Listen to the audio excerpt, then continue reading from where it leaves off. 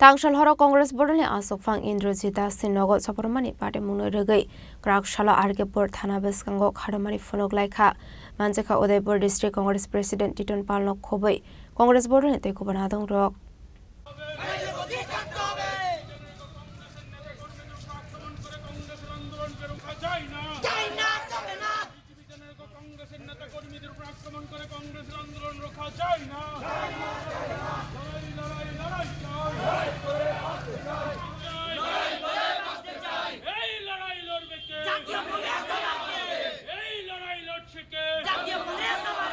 Pada munoti koktomani bisingte Salman Khatang Shal horo Congress borne asok fang Indrajit Das Ninogo BJP borne kisasok themrang rok soprop laimani paithago kisasani bagai shangni langmano bachirunani bagai patimung thani khari yokha Indrajit Das patimuni koktoma mankhino patimung thai thangu sogikha police apatimungo regai thanao khlaisa khai fire fiaba patimungo kringjak tongnai rokno tabu fano romyako police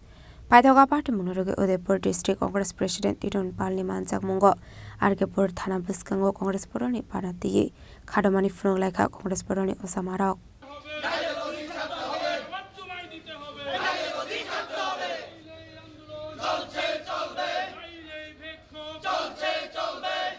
গত 21 তারিখ মাতাবাড়ি বিধানসভা কেন্দ্রের দাতারামে আমাদের কংগ্রেস দলের যোগদান সভা ছিল সুদীপ রায় বর্মন সেখানে এসেছিলেন সেই যোগদান সভায় ভারতীয় জনতা পার্টির দুষ্কৃতীরা আতঙ্কিত হামলা করে আমাদের একাধিক ব্যক্তিকে সেখানে রক্তাক্ত করেছে এই ঘটনা নিয়ে আমরা আরকেপুর থানায় সেখানে অভিযোগ আমরা লিপিবদ্ধ করেছি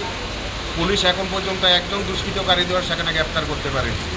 তার পরবর্তী সময় থেকে টোটাল মাতারবাড়ি বিধানসভা কেন্দ্রে জুড়ে সেখানে একটা সন্ত্রাসের রাজত্ব কায়েম করার সেখানে চেষ্টা করছে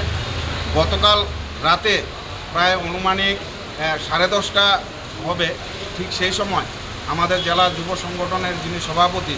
ইন্দ্রজিৎ দাসের বাড়িতে বিজেপি দুষ্কৃতীরা হামলা করে বাড়িঘরের গেট ভাঙচুর করে বাড়ি সেখানে ঘরের দরজা সেখানে ভাঙচুর করে ইন্দ্রজিৎ দাস সেখানে পালিয়ে কোনো ক্রমে সেখানে আত্মরক্ষা করেন পরবর্তী সময় সেখানে পুলিশের সাথে কথা হয়েছে পুলিশ সেখানে গিয়ে সেখানে আমাদের কংগ্রেস কর্মীরা উপস্থিত হয়ে তাদেরকে সেখান থেকে উদ্ধার করে এনেছে সেই কারণে আজকে আমরা সেখানে আরকেপুর থানায় এসেছি সেখানে ইনচার্জের সাথে সেখানে আমরা দেখা করব এবং আমরা বিক্ষোভ প্রদর্শনের মাধ্যমে সেখানে আমরা বলতে চাই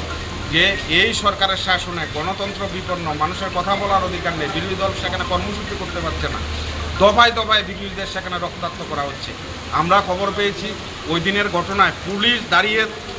সমস্ত কিছু দেখেছে তারপরেও দেখলাম আমাদের কংগ্রেস কর্মী 10 জনের বিরুদ্ধে সেখানে মামলা রুজু করা হয়েছে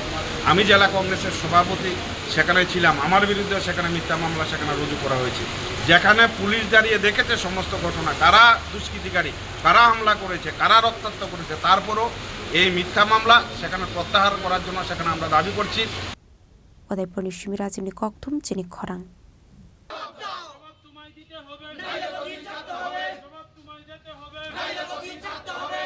সম্রাট রায়ের বাড়ির উপর আক্রমণ কার সাথে বিজেপি সরকার জবাব চায়